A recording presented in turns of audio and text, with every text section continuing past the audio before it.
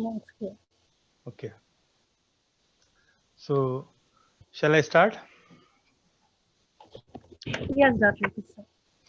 Okay, guys. Assalamu alaikum. A'udhu billahi minash shaitani rajim. Bismillahir rahmanir rahim. So, today, inshallah ta'ala, we'll discuss the histology of the female reproductive tract. There are some histological details.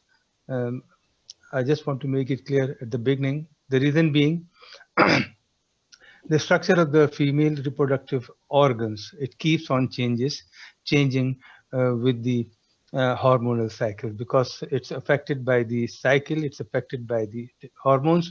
So the structure is not same at one time, so it keeps on changing. So I'll try to give you an idea, the basic concept, and the reasons why it keeps on changing, and how to then understand it. I hope you will understand. So female reproductive system theoretically can be divided into three uh, units. As you can see, there are two ovaries, and the genital tract, which consists of the fallopian tube, the uterus, including the cervix and the vagina, the birth canal, and finally the breast. So today, inshallah ta'ala, we will discuss the ovaries and the genital tract, breast and placenta in the next discussion. Now, in order to understand the structure of the ovary, this is ovary taken, a section taken from monkey. This is the ovary taken from human. Now, at one side, it appears very difficult, but please try to understand the way I am trying to explain it. This ovary is a solid organ, and if you take all the follicles out of it from birth till the late age, just remove all the follicles and consider ovary as a solid organ. So it is nothing but it's just a mass of connective tissue. It's just connective tissue. The outer part is called as cortex, the middle part is called as medulla. But what is in this ovary? What is the actual structure of ovary? So it consists of spindle shaped cells. Now these spindle shaped cells are the connective tissue cells, basically, which are equivalent to the fibroblast of the connective tissue elsewhere in the body. Here, these spindle shaped cells are called as spindle stromal cells.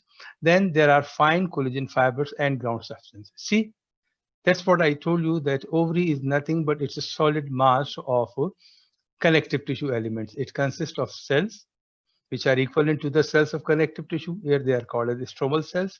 There is ground substance and there are fine collagen fibers. Of course, the blood vessels are a part of it. Now, collectively, the whole connective tissue, whether in the outer part or in the middle part, it is called as ovarian stroma.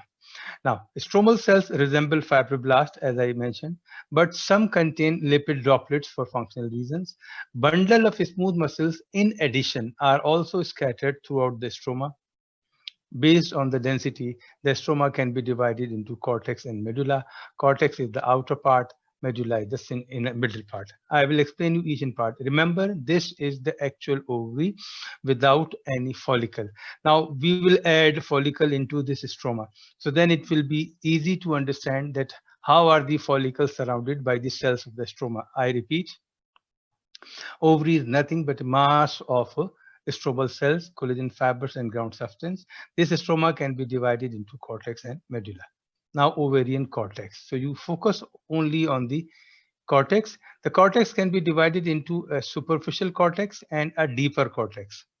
Superficial cortex is more fibrous and is covered by epithelium. This epithelium is simple cuboidal epithelium. There was a time when it was called as a misnomer, called as germinal epithelium. There was a concept that this epithelium gives origin to the germ cells, which is not true, of course. Now, this part of the cortex, which is superficial cortex, and then there is the deep part of the cortex. Superficial cortex is more fibrous. There are more fibers and called as tunica albuginea, like the white capsule of the testis. It's like the white capsule, but it's not as tough as it was there in the testis. In the deep cortex are present follicles. So that's what I wanted to say. If you remove all these follicles, then you will understand the structure of the ovary.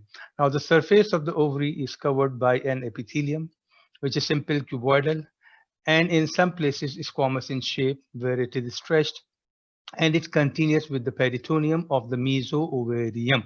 Ovaries are, almond-shaped organs. They are present in the posterior layer of the broad ligament of the uterus. It is misleadingly called as germinal epithelium. Superficial cortex, which is this cortex, is more fibrous and is called as tunica albuginea. It surrounds the ovary. It lies between the epithelium and the deep cortex. So you can see here, this is epithelium. From here down till here, this is all deep cortex, which contains different type of follicles. Here they contain only primordial follicles.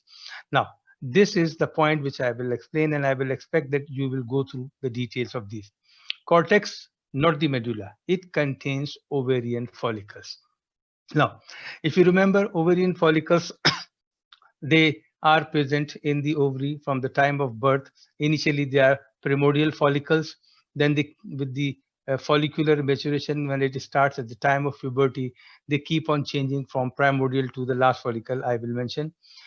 Cortex contains ovarian follicles which are embedded in the richly cellular connective tissue, and post-ovulatory follicles, like after the ovulation, they become corpus luteum, albicans, and atriticum. You will understand all.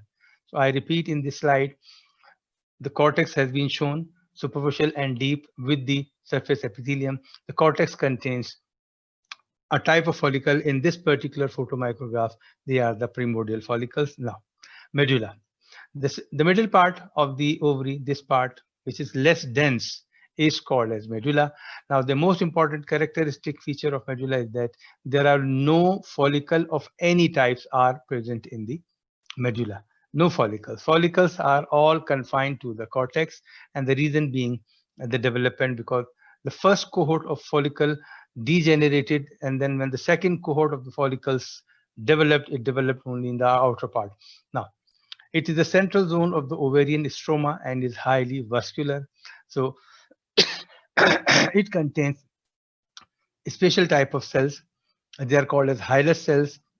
And interestingly, they are similar to the interstitial cells of Leydig, which were found between the seminiferous tubule. The ovarian Hylas cells, which I just mentioned, have been called sympatheticotropic cells. They are all also called as ovarian Leydig cells, ovarian interstitial cells, and extraglandular Leydig cells from different histology books, from different resources. They are morphologically indistinguishable from the testicular interstitial cells of Leydig, which produce androgen in the male and are considered to be a possible source of ovarian androgens soon. Now, there are coiled helicine arteries present. There is hilum of the ovary. This is the mesentery of the ovary, which is called as mesoovarian. And from here, ovarian artery, veins, lymphatics, nerves, whatever they have to enter and leave, they enter through the hilus. So the helicine arteries, they enter through the hilum, enter into the medulla, and then divide into branches, which at the junction of the medulla and cortex divide into straighter arteries, and then they supply all the follicles and the cortex. Now, let's start with the presence of the different type of follicle. This is ovary in the fetus. You can see this is all ovary. There can be seen follicles, and all other cells are the stromal cells. White space is for the ground substance. There are blood vessels present. Now, first of the follicle, which is present in the cortex of the ovary, is called as this primordial follicle. It consists of two structures. This cell, which is called as primary oocyte, it is arrested in its first meiotic division. Some of the stromal cells surround this oocyte. Now they change their name and they are called as follicular cells. These follicular cells, which are surrounding the primary oocyte, they are nothing but they are derived from the stromal cells of the ovary. That is why I started with that ovary contains stromal cells. This structure is called as primordial follicles. The cortex of the ovary contains a large number of primordial follicles till the puberty. Now, what happens at the time of puberty? At the time of puberty, the primordial follicles changes to primary follicles. The primary follicles means the primary oocyte, which was arrested in its first meiotic division, resumes its division. Zona pellucida appears around it, and then there are some cells, the same cells, the stromal cells. They change their shape from squamous, they become cuboidal. From one layer, they become multiple layers. So, like, see, it's a sequence of events. primordial follicle is changing to primary follicle. The changes are in the oocyte. It resumes its division. Zona pellucida appears. A layer of granulosa cells appear. Initially one layer, then become multi-layer. Then a basement membrane appears which separates the cells of the granulosa from the connective tissue cells, stromal cells here, which later on are called as theca folliculi, which will then further be divided into or differentiated into theca interna and externa. So these are all those changes which occur in the follicle. The primordial follicle enlarges and the surrounding follicular cells proliferate. Okay. Primary oocyte enlarges. The follicular cells become cuboidal, and this layer is called as granulosa cell layer. Zona pellucida appears. The zona pellucida is said to be produced by the primary oocyte and the granulosa cells. Granulosa cell layer becomes several layers thick. The stromal cells which were surrounding the follicle, they form the theca layer, and a basement membrane appears. So the primary follicle has to pass through so many changes. So at any stage we can label it as primary follicle. Now what happens once in the zona granulosa, fluid filled spaces appear, more than one. These are called as antral spaces. The primary follicle now has been called as secondary follicle. With the appearance of the fluid filled spaces, which are called as antral spaces, in the zona granulosa, follicle is called as secondary follicle. Now when these all spaces they fuse together, there is a coalescence of those spaces, and we get one large central space, which is follicular antrum. The secondary follicle is called as the Graafian follicle, or the tertiary follicle, or the mature follicle. This follicle, you are all aware of this follicle. This is the follicle which is present just before the ovulation. Primary oocyte completes its first meiotic division, so we can see secondary oocyte and one of the polar bodies. It is still surrounded by zona pellucida. The cells, the group of cells surrounding the secondary oocyte, initially called as cumulus oophorus, but with the breakdown of the bridges, it is called as corona radiata.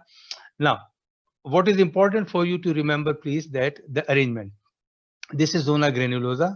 Then we have a basement membrane.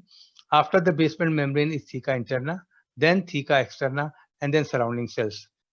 So this structure is the one which is present at the time of ovulation. When all these bridges break, this structure is released into the fallopian tube. So this is the next story for the fertilization onwards. Our concern is this follicle. This follicle is called as Graafian follicle with all these structures. Now, when this structure, second oocyte with zona pellucida and corona radiata will be released, this fluid will follow with the cell. So this space will be filled with blood. It will be the next follicle. This space will be filled with the blood. Granulosa will remain there. Basement membrane will remain there. Theca interna will remain there. Theca externa will remain there. So why I am explaining you this, I will just explain. Look at this. Now what happened once the ovulation takes place? Second oocyte with its surrounding structure is released. This structure develops into the ovary. This is called as corpus luteum. Corpus means body, luteum means luteal, yellowish in appearance. This is the space which I was referring to. This was a fluid-filled antrum, which is now filled with blood. Now, this thick layer where G is labeled here, this is the actual zona granulosa.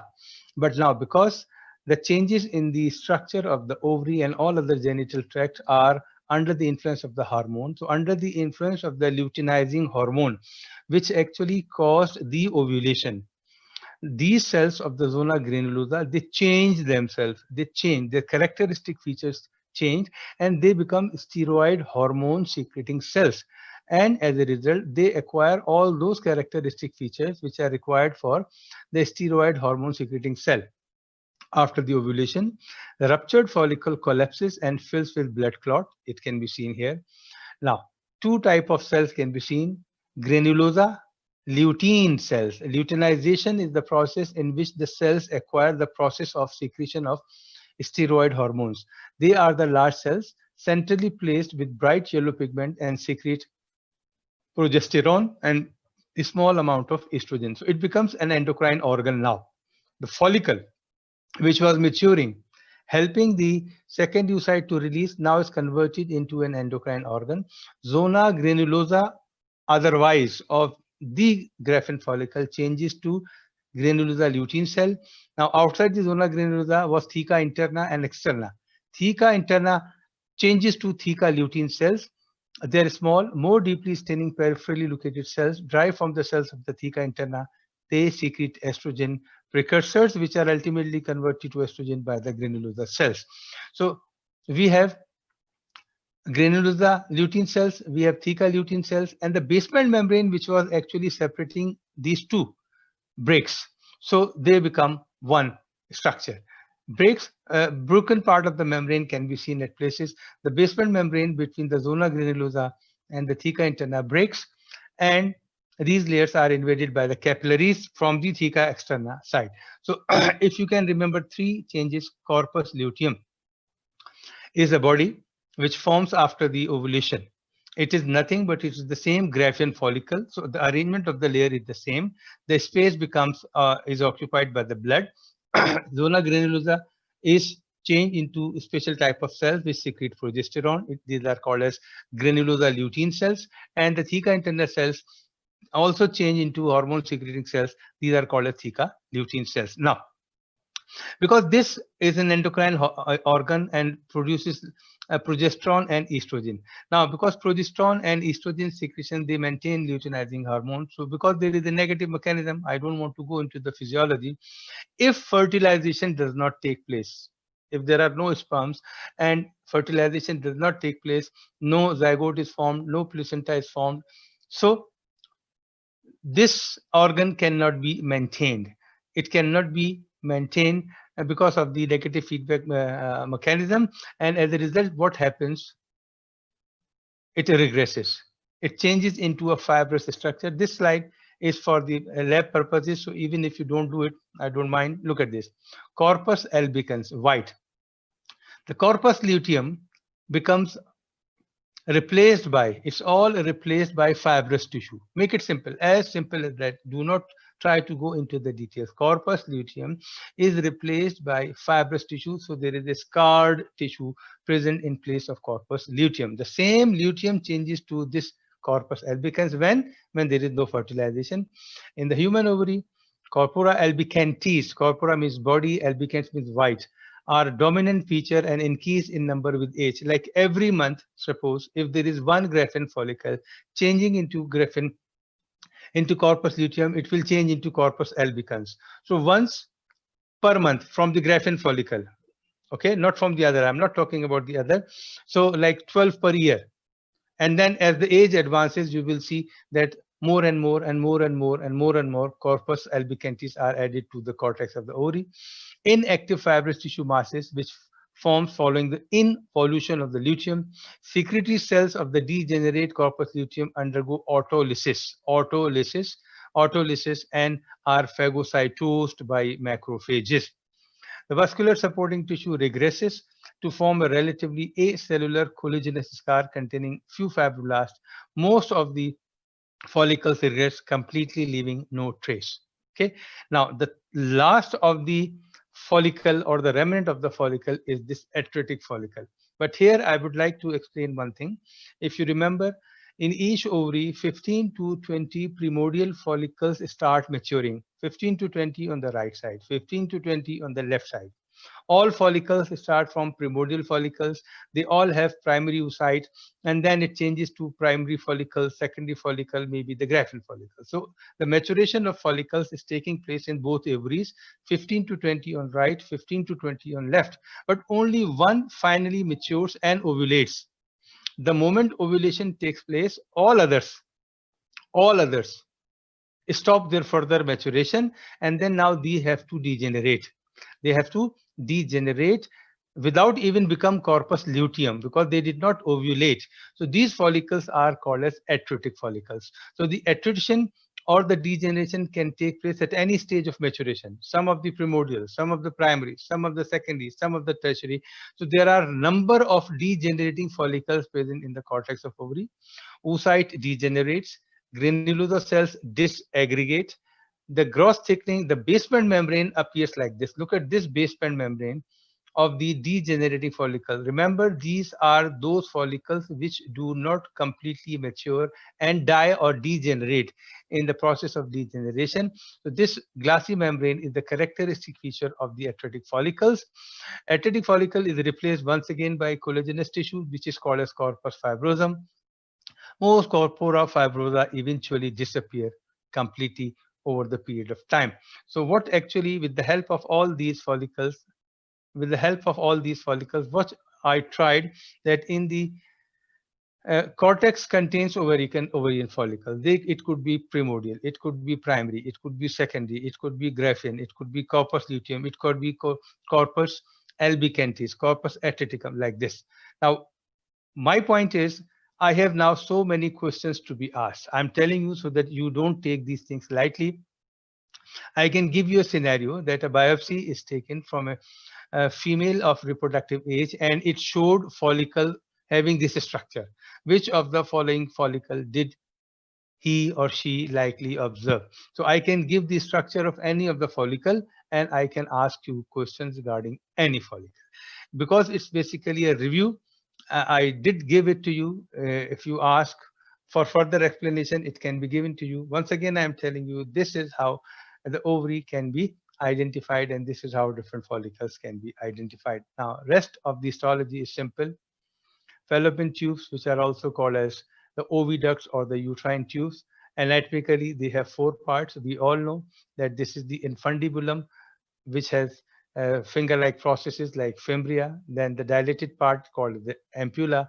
The narrow part is called as the isthmus, and a part of the fallopian tube traverses through the wall of the body of the uterus. It is called as interstitial part. Four parts, okay? So we need to cut it transversely so that we see the structure. This is at a very low magnification. You can see a transverse section of the fallopian tube shows us four layers. My favorite histology here. The first tissue layer is epithelium. The second is lamina propria. Together, they are called as the mucosa. Then there is the muscular layer. And then finally, there is the connective tissue layer. Fallopian tubes are invested by because they are present along the upper border of the broad ligament. So they are surrounded by peritoneum. So this peritoneum is actually like the adventitia is serosa. Apply the knowledge of the GIT, where the adventitia could be serosa and fibrosa. Here it will be all serosa because it is all surrounded by the peritoneum. Now, see, so simple. If you see mucosa, it's beautiful. So many slides. Look at this. This is epithelium. There is the core of lamina propria. Another finger-like process. This is epithelium. This is core of lamina propria. Once again, look at this. This is the mucosal fold with epithelium and lamina propria. Now I will read and you will understand. The mucosa consists of epithelium, which is classified as simple, columnar, and ciliated. Lamina propria is a vascular supporting tissue forming core of the mucosal fold. You can see here. The mucosa exhibits longitudinal folds, and these folds are very important, especially for the ovum, to provide a soft bed for the ovum. Even if the zygote is formed, these folds provide a soft, spongy bed for the ovum or for the zygote. The mucosa exhibits longitudinal folding, maximum in the ampulla. You are now expert in understanding of the histology of a tube-like structure. The muscular layer is constant, having a thick inner circular layer and outer longitudinal layer. And needless to mention that this muscular layer, inner circular and outer longitudinal, it helps in the movement. It helps in the movement of the ovum or the zygote or the sperm in any direction. Now, as far as the type of cells in the epithelium are concerned, you see, once again apply the concept of GIT. In a given epithelium, there can be different type of cells. This is at low magnification. This is at very high magnification, where you can see some cells with cilia and you can see some cells without cilia, secretory cells. So there can be ciliated cells. They are shorter than there are ciliated cells shorter than secretory cells, and non-ciliated secretory cells. Their secretion has a role in nutrition and protection of the ovum. Now, this is a very good point. The ratio of the ciliated to non-ciliated cells, and the height of the cells undergo cyclical variations under the influence of ovarian hormone. So when we need the cilia, the ova to move toward the ampulla, or the sperm to move, that's it. See, the number of cilia or the number of ciliated cell increase, and when we need more secretions for the zygote for its nutrition, the number of non-ciliated cells increase. Then there are intercalated cells, which are variant of the secreted cells, and some intraepithelial lymphocytes can also be seen. So it's a very simple histology. Now, our main focus will be on the uterus, but I have added these diagrams just in order to explain to you. Look at this. This is a frontal section of the uterus. You can see this is the main uterus, the fundus, the body. The lower narrow part is called as the cervix, and this is the uterine cavity. The lumen of the uterine cavity is lined by epithelium. Epithelium invaginates to form glands. So this shaded area is called as endometrium. I repeat, endometrium of the uterus consists of two tissues. This histological point I always explain so that you understand. This surface of the uterine cavity is lined by epithelium. This is one point. Epithelium is supported by connective tissue, so they become two tissues. These two tissues together, they are called as endometrium. The two tissues, like the mucosa in different parts of the different system, like GIT, respiratory tract, where the mucosa consists of more than one layer. This is endometrium. Now, this thick layer is called as the myometrium, and then the third layer of the on the outer side of the surface of the uterus is called as serosa. So first point which I wanted to explain is this endometrium. Now, we will magnify the endometrium and see what is its structure. Look at this. From here till here, this is endometrium. This is the surface. Glands are not shown here. I will show you in other slides. So from here, this is the surface. From here till here, this is endometrium. In the microscope, photomicrograph, you will see from the surface down to this part. This is all endometrium. So endometrium consists of epithelium and glands. It can be divided into three parts. It can be divided into what three parts? Now, the thickness of the endometrium is 1 to 5 millimeter, depending on the phase of the menstrual cycle, whether it is the menstrual phase, the proliferative phase, or the secretive phase. Epithelium, we'll discuss in the next slide, and then the stroma, the connective tissue.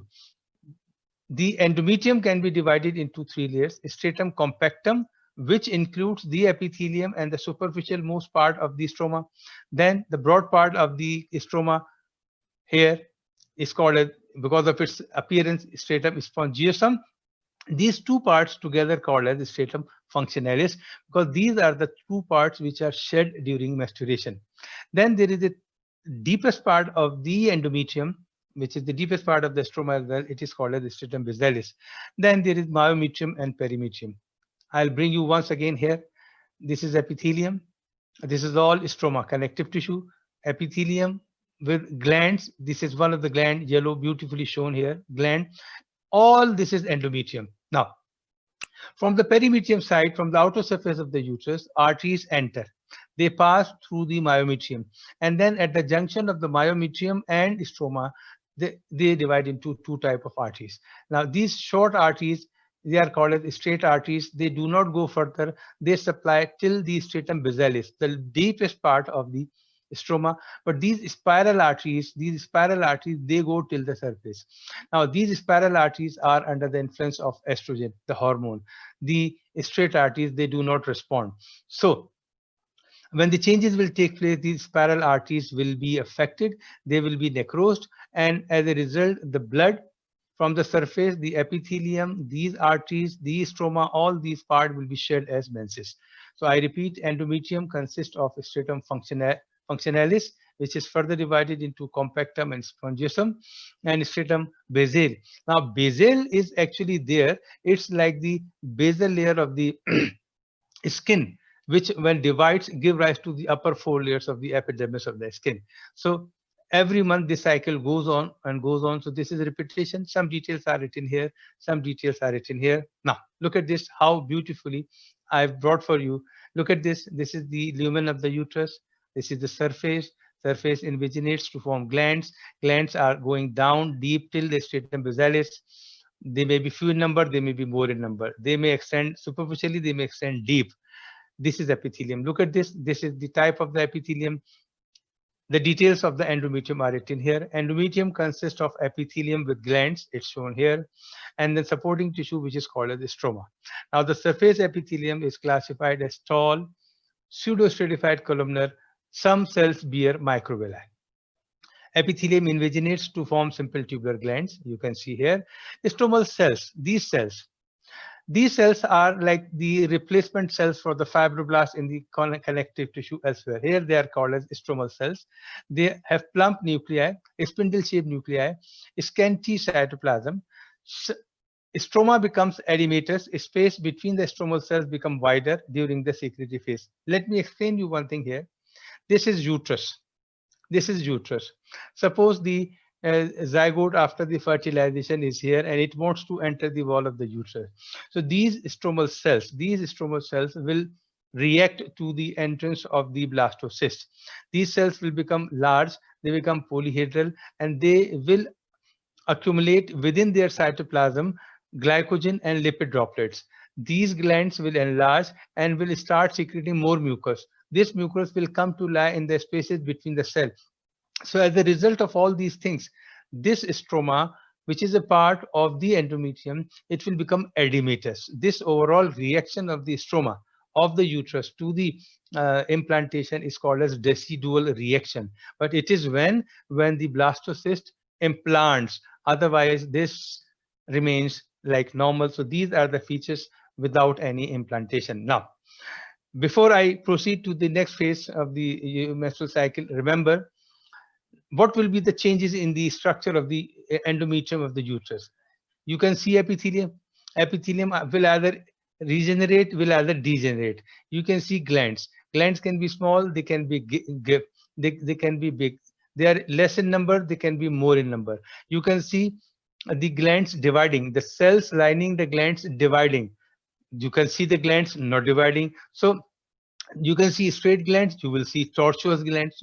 Depending on the different phases of the menstrual cycle, the changes will be visible where? In the epithelium, in the glands, and in the stroma. So remember this and focus on these changes. Now, phases of uterine cycle. So this actually we expect from you because you have already taken the endocrine block and the all these cycles. So I'm just giving you a brief review. Menstrual phase theoretically set to last for first 4 days. Then from day 5 to 14, it is the proliferation, like the regeneration of all tissues which have been shed away. And then finally the secretory phase, the preparatory phase for the expected implantation. Okay, so some points are written here, but my concern is this. Okay, look at this. Onset of menstruation, the menstrual phase. But you have to relate the changes with the hormonal changes. There are diagrams given almost in all books, I repeat.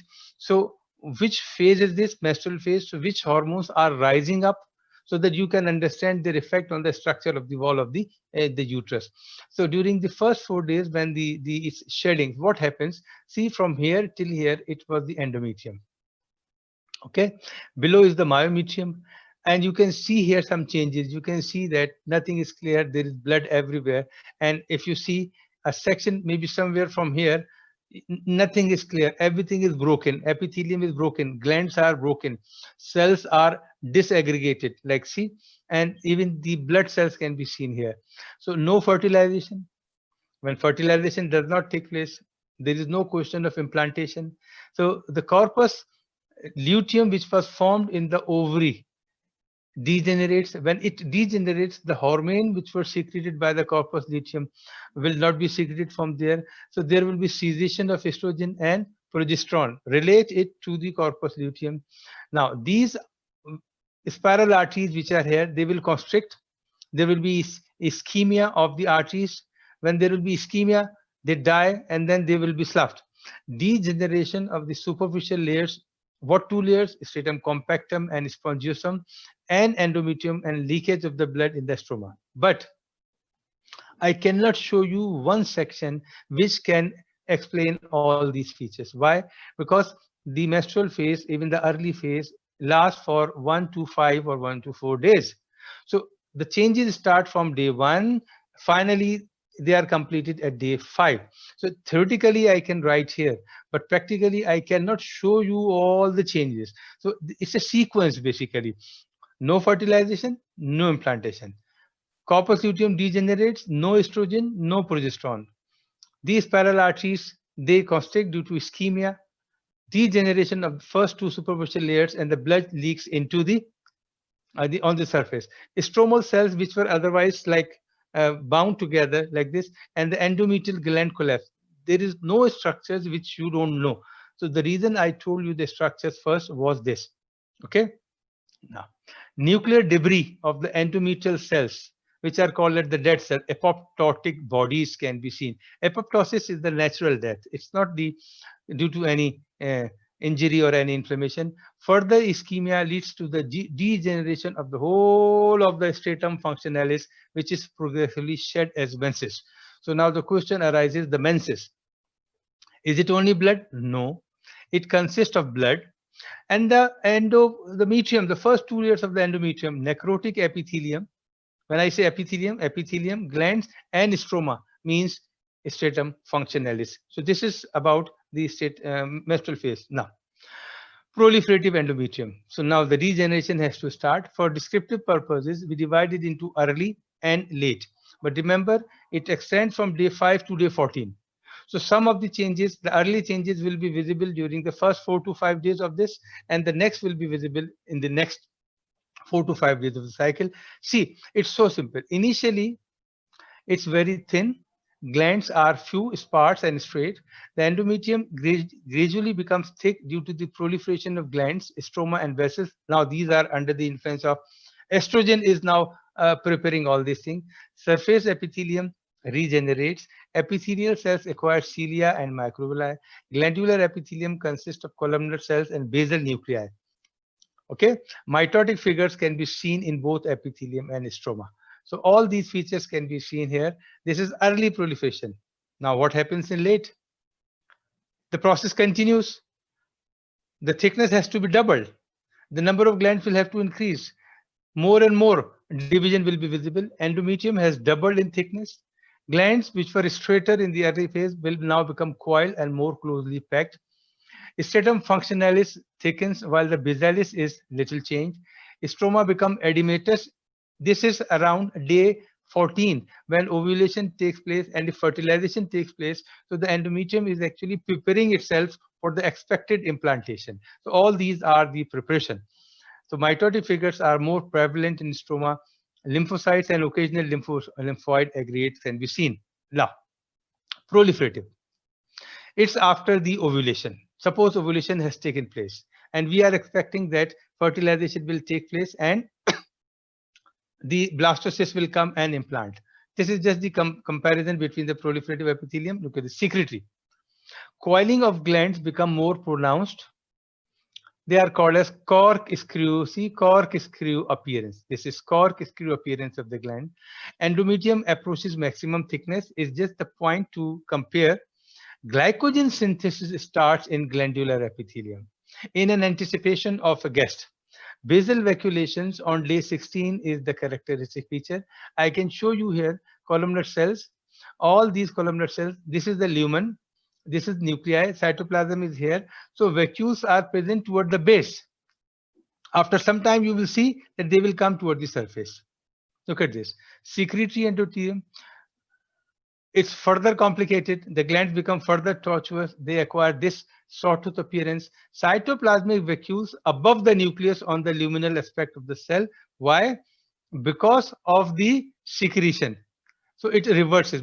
Here, the vacuoles are toward the base, but here the vacuoles are present above the nucleus on the luminal surface. Mitotic figures, of course, we don't need them. This is secretory phase. Stroma is very vascular, interstitial fluid, because in an anticipation, it has to be edematous. Endometrial stroma, stromal granulocytes, probably the large lymphocytes, the cells of the defense are the. So, like, see, it's very detailed. It's not easy to understand, but if you read carefully, you will get the idea that how the endometrium respond to the hormone. from the menstrual phase to the proliferative phase to the secretory phase. This is the comparison of the two secretory phases. Now, post-menopausal endometrium, post-menopause, suppose age of uh, uh, 55, for example. Now, no more ovulation. When there is no more ovulation, so the follicles which are there residing in the ovary, they change. How do they change?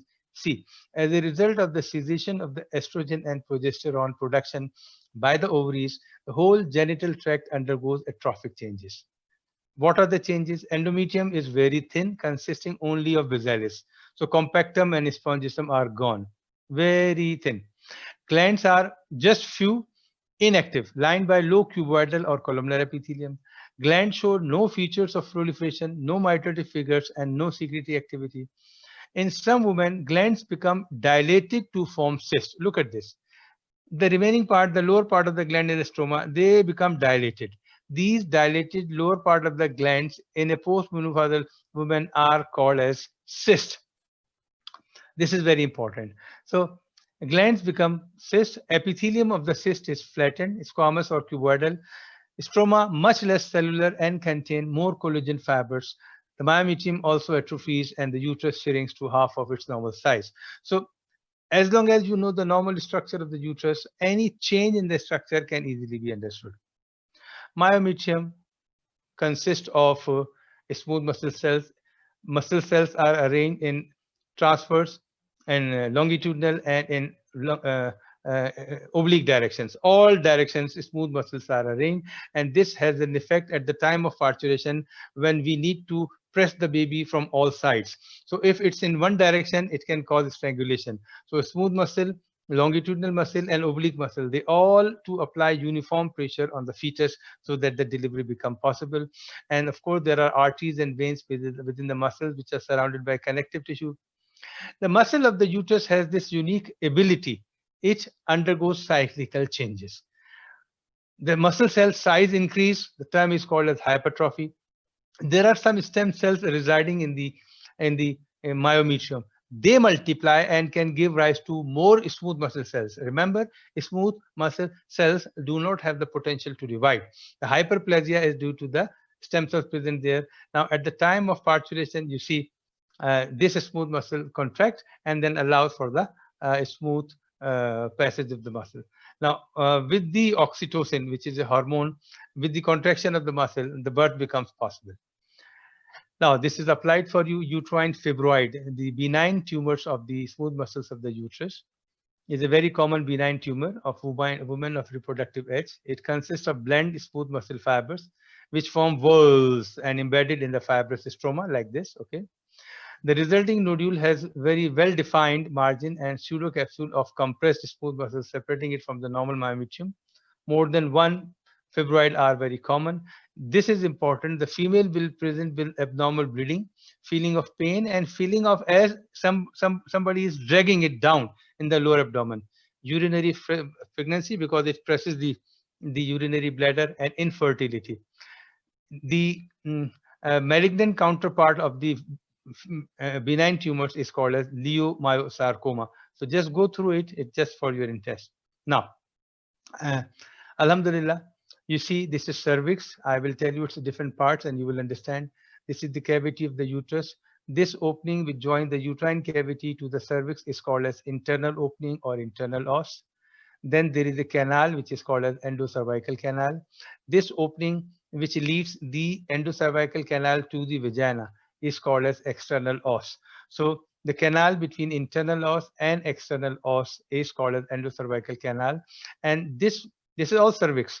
So this is all cervix. So this part of the surface of the cervix, which is actually partly, you can say, the roof of the vagina, this is called as ectocervix. So remember, now the epithelium of the endocervix, this endocervical canal is simple columnar and it is lined by mucosecreting cells. There are some very important aspects. Endocervical canal, I have shown you.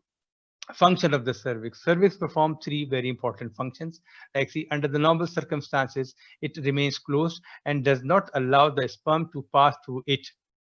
Only at the time of ovulation, under the influence of estrogen, under the influence of the estrogen, the secretion of the glands here becomes thin and it allows the sperm pass through it. Otherwise, it remains closed and not even the bacteria can pass through it. Plus, the muscle surrounding, which is continuous with the wall of the uterus, the muscle keep it closed, but this muscle has enormous ability to expand at the time of birth. I've shown you internal loss, external loss. This is ectocervix now. And under the epithelium of here in the connective tissue, like the stroma, which is continuous with the stroma of the endometrium here, it has collagen fibers and it's more cellular. There are defense cells present in the connective tissue. Now, when I try to explain this diagram, I remember I used to find it very difficult. This is this section. This is from here to here. That is that one side of the cervix. This is one side of the cervix. This is the endocervical canal. This is the junction between the endocervix and the ectocervix. Now, the epithelium of the endocervix is simple columnar lined by mucosecreting cells, and the epithelium of the ectocervix, which form the roof of the cervix, this part, which has been given green color here, this is stratified squamous. So there is an abrupt transition here. Now, the environment of the vagina is cervix. Stratified squamous epithelium can bear it. The environment of the endocervix is alkaline. Mucus is here. And this is the abrupt transition. Sometimes what happens, this cervix, when it opens like this, it opens like this. It opens like this. So this part of the cervix, this edge, the junction, when it will open like this, it will open like this. This part will be exposed to the vagina. And if this process is continuous, once again, there will be squamous metaplasia as it was there at the lower end of the esophagus, which can ultimately lead to the cancer. So esophageal cancer there in the esophagus was called as Barrett's esophagus. And here, because of this eversion, this epithelium, the lower part of the endocervical canal can be changed into stratified squamous. There can be metaplasia. There can be beginning of the cancer. Now, cervical stroma is influenced by estrogen. As I told you, it becomes soft, edematous when it is required. Otherwise, it keeps it tight.